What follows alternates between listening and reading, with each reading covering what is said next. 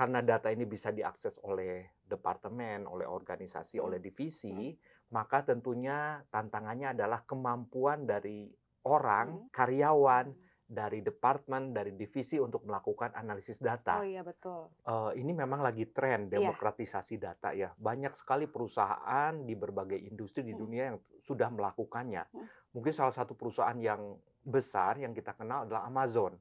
Kemudian ada satu perusahaan lagi yang menarik. Perusahaannya tentunya udah kita kenal juga. Oke. Mereka membuat yang namanya data portal.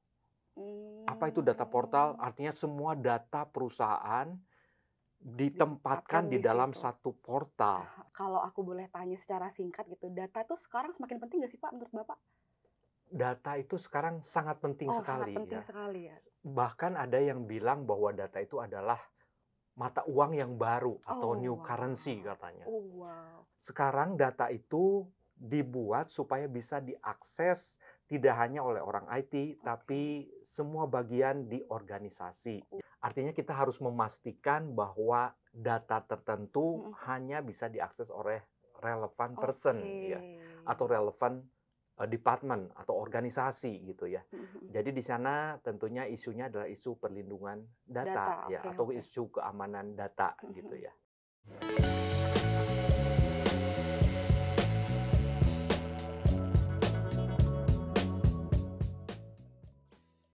Hai Upers, kembali lagi di Pod Up, Business Pit Stop, Boost Your Business Journey with Content Academy bersama aku, Safa.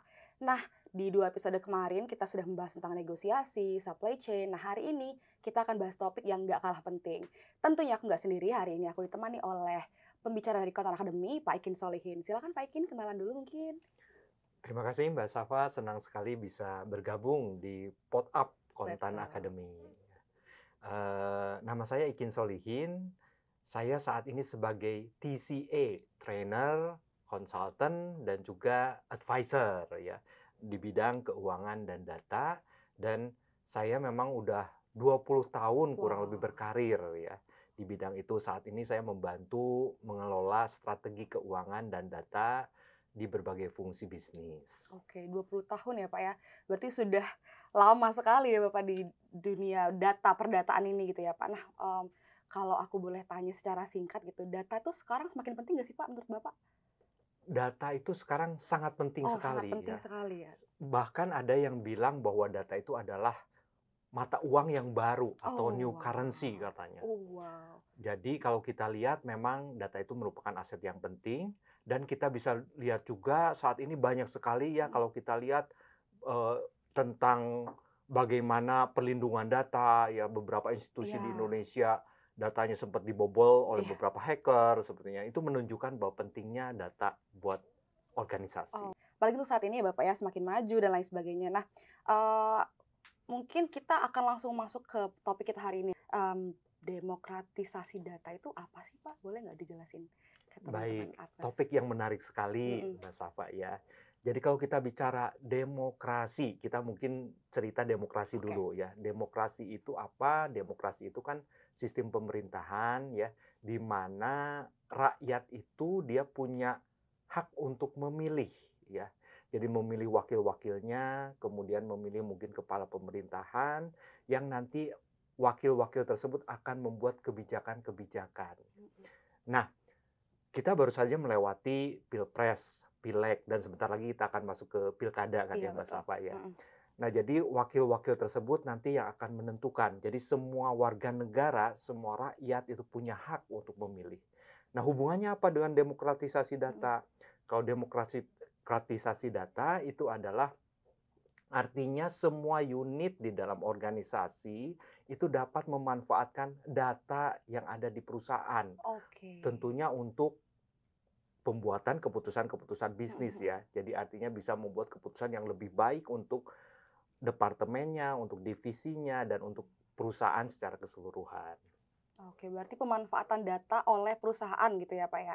Nah, manfaat utamanya ini apa sih, Pak, untuk sebuah organisasi tersebut atau bagi perusahaan ketika melakukan demokratisasi data ini?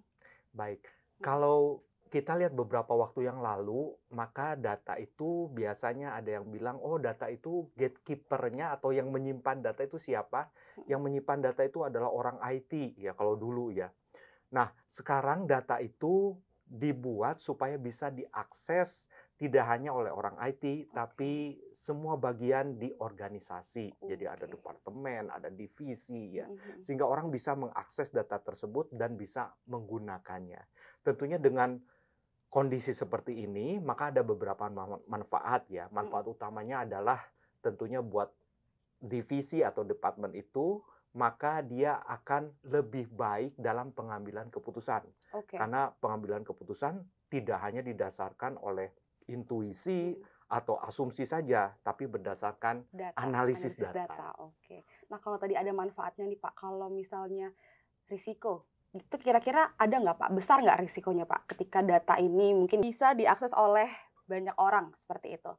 Nah, tentunya Mhm. ada risiko, ada tantangan yang Mhm. kita hadapi ya ketika organisasi melakukan demokratisasi data. Artinya kita harus memastikan bahwa data tertentu Mhm. hanya bisa diakses oleh relevan Oke. person ya, atau relevan department atau organisasi gitu ya. Mhm. Mhm. Jadi di sana tentunya isunya adalah isu perlindungan data Data, ya, oke, atau oke. isu keamanan data Mhm. gitu Mhm. ya. Kemudian yang lain, tantangan lainnya adalah karena data ini bisa diakses oleh departemen, oleh organisasi, oleh Mhm. Mhm. divisi, maka tentunya tantangannya adalah kemampuan dari orang, Mhm. dari karyawan, Mhm. dari departemen, dari divisi untuk melakukan analisis Oh data. iya, betul.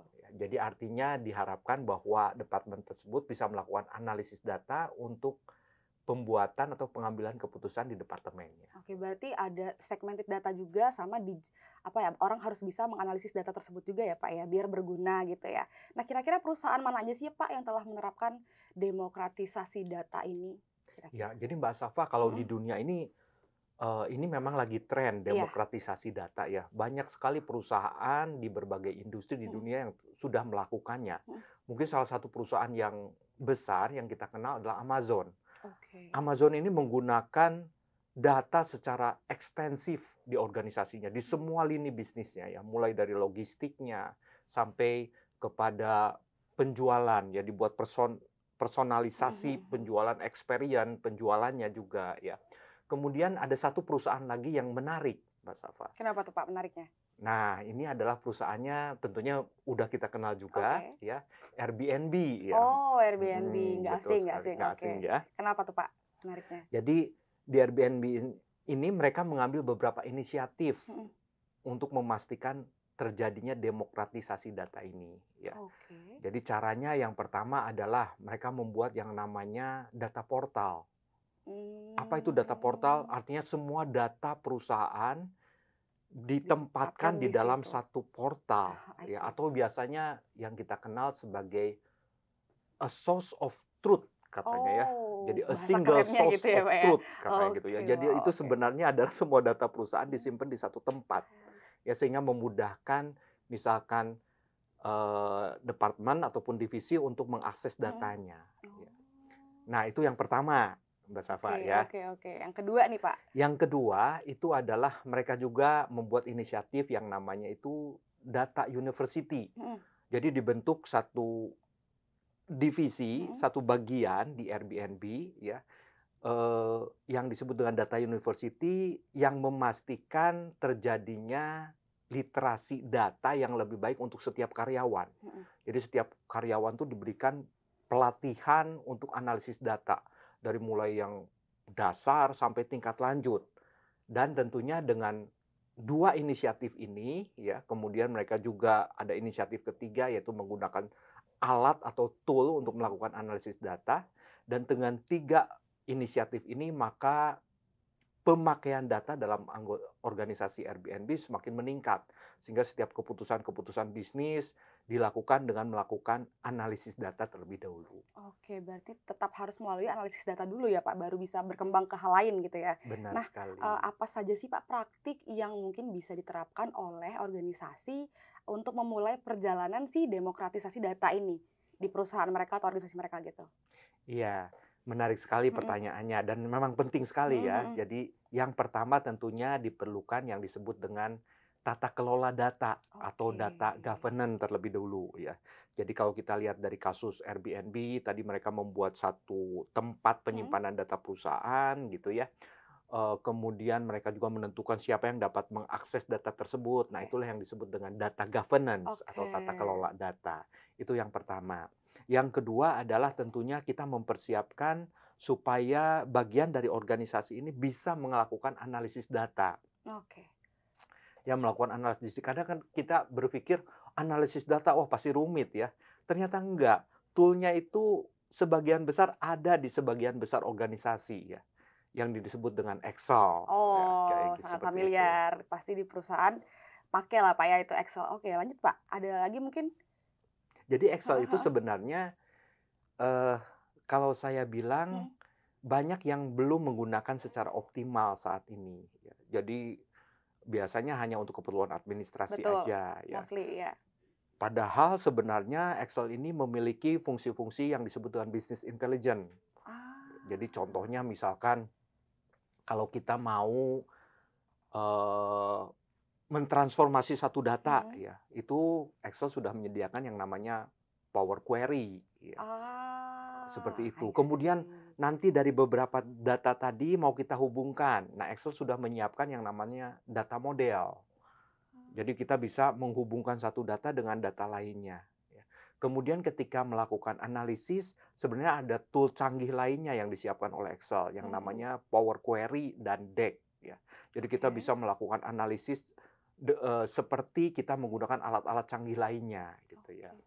Oh, berarti penting ya Pak untuk memberikan perusahaan ya, dalam konteks perusahaan itu memberikan pelatihan yang tepat untuk meningkatkan literasi Pak ya, data di seluruh atau karyawan-karyawannya seperti itu ya Pak ya. Nah, kira-kira nih Pak, ada nggak sih sumber daya atau referensi yang bisa Bapak berikan atau rekomendasikan gitu kan untuk audiens nih di rumah atau uppers di rumah yang ingin belajar lebih lanjut terkait demokratisasi data hari ini?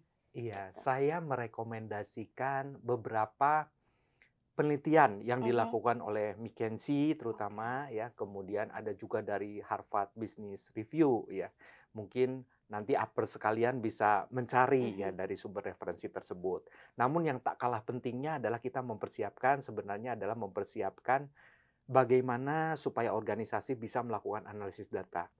Mulai dengan tool yang ada di sekitar Oke. kita ya. Tadi misalkan dengan Excel jadi bisa melakukan eee bisa mengikuti training-training yang Mhm mhm. diselenggarakan gitu ya. Kemudian nanti setelah, menguasai Excel ini bisa beralih ke tool yang lebih canggih ya. Canggih, oke. Contohnya misalkan bisa dengan Power BI ataupun Tableau gitu ya.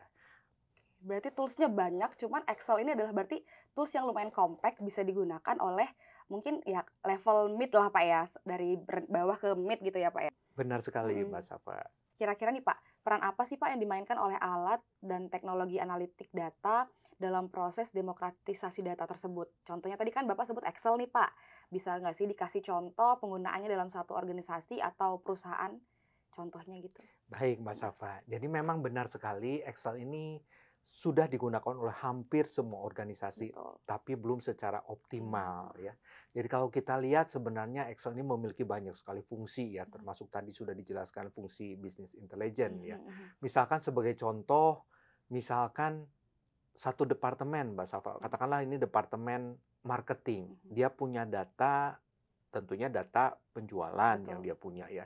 Jadi produk-produk apa yang laku Mhm gitu ya.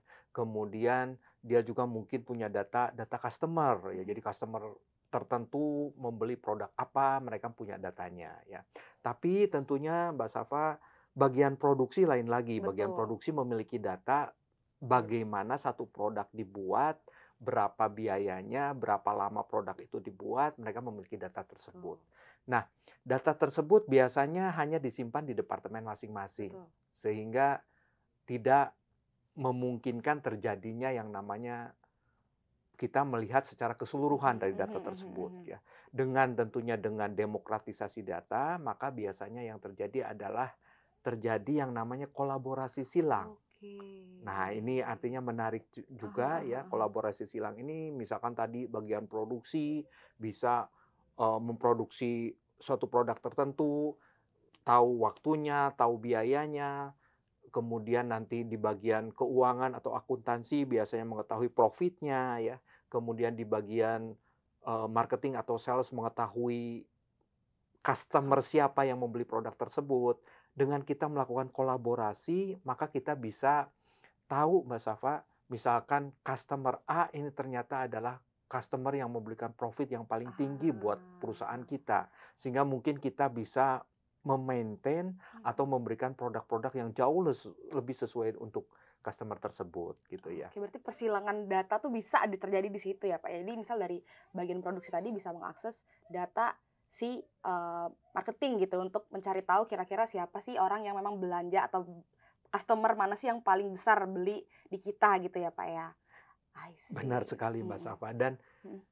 ternyata yang harus kita lakukan adalah kita menghubungkan satu data dengan data I lainnya see, ya. betul betul. Jadi dan Excel sudah memfasilitasi Mhm. hal tersebut juga yang tadi kita sebutkan dengan Bisnis Power Query ya. query, oke. Power Query dan data model Mhm. ya. Jadi kita bisa menghubungkan data satu dengan data lainnya dan tentunya dari sana kita bisa lakukan analisis dan dari analisis tersebut kita bisa buatkan juga visualisasinya Betul. atau biasa kita sebut dengan dashboard ya. Jadi I see. kumpulan visualisasi yang membantu bisnis untuk Bisa maju, membuat berkembang. keputusan-keputusan bisnis. Oke, nah tadi kan bahas tentang keputusan bisnis sih Pak. Bagaimana sih demokratisasi data ini dapat meningkatkan pengambilan keputusan di tingkat manajerial? Nih, gitu gimana Pak? Ya, jadi contohnya Mhm, misalkan tadi dibuat kita sudah melihat ya bagaimana kita bisa menggunakan data untuk mhm. melihat produk apa yang paling laku di pasaran, Iya betul. ya. Nah, dari sini tentunya bisa dilakukan analisis produk tersebut laku contohnya adalah untuk customer tipe apa. Mungkin Oh. di customer tersebut berada di lokasi mana, ya, di Ah, I daerah see. mana, ya. Nah, jadi bisa Oke. lebih spesifik Mhm. sehingga tentunya manajemen bisa menentukan, oh untuk ke depan kita akan membuat produk yang seperti ini Untuk untuk di siap daerah tertentu ah, dan untuk siapa paham tadi Mbak paham Safa, betul paham. sekali, Jadi ya. produknya jelas gitu ya Pak, untuk siapa dan bisa dikonsumsi oleh siapa gitu ya. Berarti bisa Betul, membantu perusahaan untuk, memastikan keuntungan mereka juga ya Pak, secara nggak langsung ya Pak ya? betul sekali. Oke. Ini biasanya kita Mhm. sebut dengan kita melakukan analisis customer profitability, ya. Ah, Jadi artinya kita melakukan analisis customer-customer mana yang memberikan profit-profit I untuk see. perusahaan. Oke, menarik sekali ya apers di rumah. Nah, bagaimana sih Pak kira-kira organisasi ini dapat melatih karyawan ini atau karyawan mereka gitu kan untuk memanfaatkan data secara efektif gitu kan setelah demokratisasi data ini diterapkan gitu. Iya, tentunya kita perlu mempersiapkan Mhm. karena benefitnya cukup banyak untuk perusahaan, jadi kita perlu mempersiapkan tadi adalah data governance, yang kedua adalah kita perlu mempersiapkan tentunya adalah karyawan kita Mhm. supaya mereka memiliki keahlian ataupun keterampilan untuk melakukan analisis data. Saran saya adalah mulai dengan tool yang kita punya, ya Mhm. bisa lakukan dengan menggunakan Excel. Excel. Setelah itu nanti kalau sudah menguasai Excel bisa beralih ke tool yang lebih canggih ya misalkan ada Power BI, ada Tableau ya. Tapi saran saya adalah lakukan dengan tool yang ada terlebih dahulu ya. Karena bicara data ini adalah bukan hanya bicara teknologi aja, Mhm. tapi bicara tentang budaya dan keterlibatan. Jadi kita mulai agar budaya di perusahaan kita adalah budaya pengambilan keputusan berdasarkan data. Jadi menggunakan data untuk pengambilan keputusan. Itu yang kita support gitu ya. Oke. Nah, yang kedua keterlibatan. Mhm. Kita mau melibatkan seluruh departemen, seluruh divisi dalam proses analisis data ya untuk pengambilan keputusan. Dan tentunya tiap divisi ataupun karyawan tersebut perlu memiliki keterampilan atau keahlian ya untuk melakukan analisis data. Dan kebetulan Mhm. Mbak Safa Iya. memang di Kontan ada beberapa workshop ya, Oke. beberapa workshop di antaranya adalah workshop bisnis intelijen dengan Mhm. menggunakan Excel. Excel, Jadi oke. bisa aja nanti Digali lebih dalam lagi di situ digali ya, lebih Pak, dalam ya? lagi, Oke. betul. Nah, buat apes di rumah yang masih, ngerasa kurang nih tentang wawasan hari ini gitu kan, masih pengen belajar lebih banyak gitu kan, bisa banget untuk join di workshop-nya Pak Ikin Solihin gitu ya, dari Kontan Academy dengan cara cek link deskripsi di bawah ini. Oke, terima kasih nih Pak Ikin sudah memberikan wawasannya hari ini, sangat insightful sekali. Semoga nanti apers di rumah yang masih penasaran banget tentang, materinya Pak Pak Ikin nih bisa segera join di workshopnya Pak Ikin gitu ya. Terima kasih Pak Ikin atas waktunya, dan untuk Uppers di rumah jangan lupa like, comment, dan subscribe. Ketemu lagi di episode selanjutnya. Bye-bye!